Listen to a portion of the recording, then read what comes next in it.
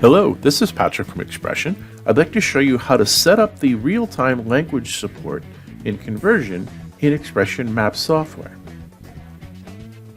So here I am in XPression Designer. And again, XPression Designer appears on the design workstations. It's also the core of what happens in the rendering for the XPression Maps server, so we'll talk about that in a minute. But what I want you to notice, this map here is designed in using an OpenStreetMap style. You can see here, if I look by the top right of the OpenStreetMap style editor, I'm using a style called OSM style C trans.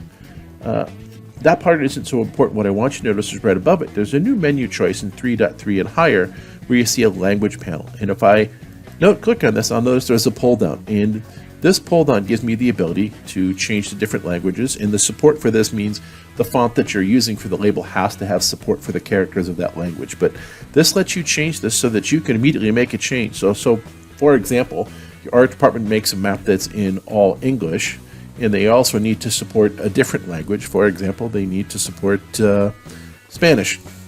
They can click on that and you'll notice some of the labels will seem the same, some of them will be different.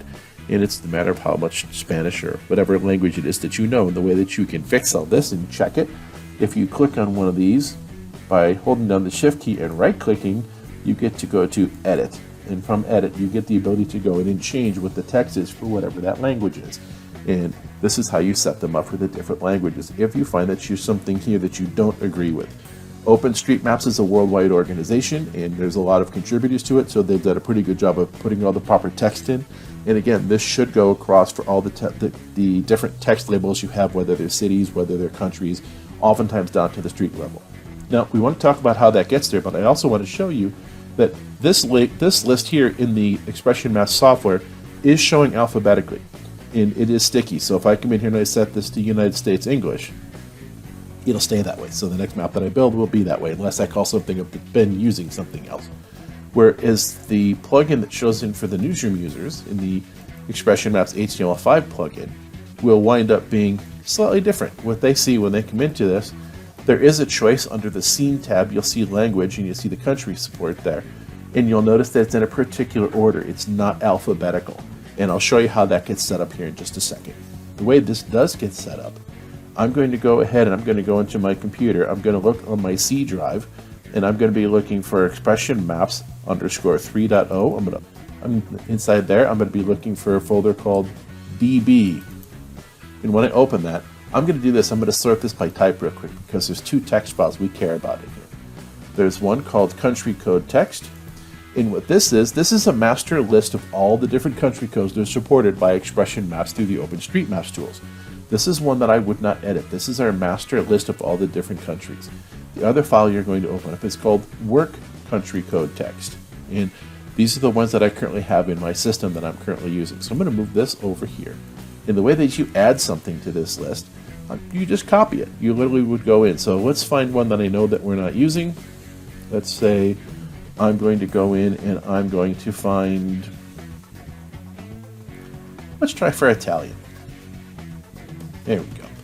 I literally come over to my master list, I highlight it, I right click, I copy it.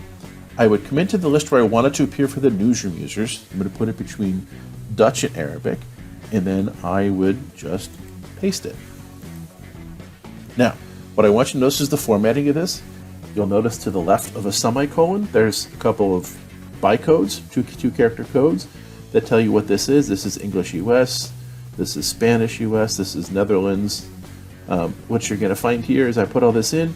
The information that shows up to the end users in the XPression Maps software or to the HTML5 client is what's on the right side, which is this piece. And you'll find that's what's going to show up here. So again, the work country code text file is the one that you're going to make changes to, and you'll notice that when you made changes, this is typical in Windows. I'm doing this in Notepad. There's a little asterisk before the title to let you know this is a working file and changes have been made. I'm going to go ahead and I'm going to click on Save to accept those changes. Now, if I come back to the XPression Maps application, what I want you to notice, I'm going to launch it again because I've been working here. I shouldn't say launch, I'm going to open it. You're going to notice that Italian doesn't show up. How come? Well, this is something that happens when the software gets restarted. It initializes when it first loads. So I'm going to go ahead and I'm going to close my XPression Maps Designer software. And again, I would do this on the Maps server. I would do it on the Maps Designer. I'm going to give it a second to unload, and then I'm going to launch it again. So now that I've launched it, now if I come back and look, guess what? There's Italian. Now I have all that set and ready for me. Also, if I go to the Maps client, we get rid of all these other pieces here. And I'm reconnecting. I'm going to open up that list. And you can see I now also have Italy here. And again, we put it between Dutch and Arabic. And again, the reason why we do this here, you may want to define the order that these go in, and this is the best way to let you decide how your users want to see this in the plugin, because this is what they're going to see. It's always going to come here, but what's the one that they're using next? It may or may not be alphabetical, so this way they have the ability to choose it in the system themselves, set up for the way that your users work. So this is how you set up the XPression Maps language support for XPression Maps Designer, Server, and the HTML5 workflow.